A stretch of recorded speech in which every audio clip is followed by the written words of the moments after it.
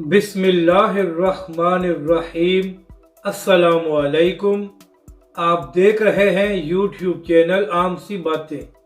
PNN news पर धमाकेदार interview. अल्लामा साद हुसैन रिजवी की गाड़ियाँ और बिजनेस बड़ा इंकशाफ। इस वीडियो में हम इसी के मुतालिक बात करेंगे। नाजरीन कराम, कल तहरीक लब्बैक के सरबराह अल्लामा साद हुसैन रिजवी ने PNN न्यूज़ पर सैयद अली हैदर को एक अहम इंटरव्यू दिया, तो उसमें सवाल करते हुए सैयद अली हैदर ने कहा कि बहुत से मजहबी जमातों के सरबराह बड़ी बड़ी गाड़ियों और बड़े घर के मालिक बन जाते हैं और उनके ज़राए आमदन का भी पता नहीं चलता। इसके बाद एंकर ने तहरीक लब्बैक के सरबराह से सवाल किया कि आपका बिजनेस क्या है और आपके पास कितनी गाड़ियां हैं।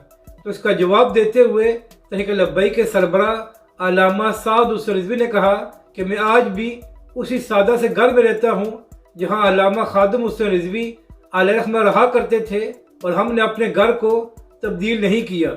इसके बाद ज़राए आमदन के बारे में तहरीक लब्बैक के सरबराह ने बात करते हुए कहा कि हमारी ज़री ज़मीन है और इसके अलावा डेयरी का छोटा सा बिजनेस है और हाफिज़ान रिजवी साहब इस वक्त पढ़ा रहे हैं, तो इन्हीं चीज़ों से हमारे ज़राए आमदन आते हैं और हमारी गुजर बसर हो रही है। गाड़ी के मुतालिक तहरीक लब्बैक के सरबराह अल्लामा साद हुसैन रिजवी ने जवाब देते हुए कहा कि आप खुद चेक करा सकते हैं कि हमारे नाम पर या हमारे फ्रंट मैन के नाम पर कोई गाड़ी नहीं है।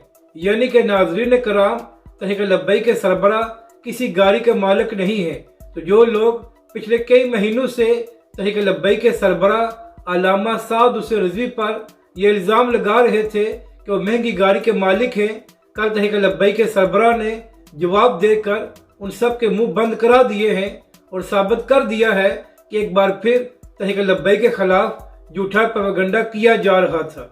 अपनी राय का ज़रूर इजहार करें कि आपको ये वीडियो कैसी लगी और हमारे इस चैनल को भी सब्सक्राइब करें।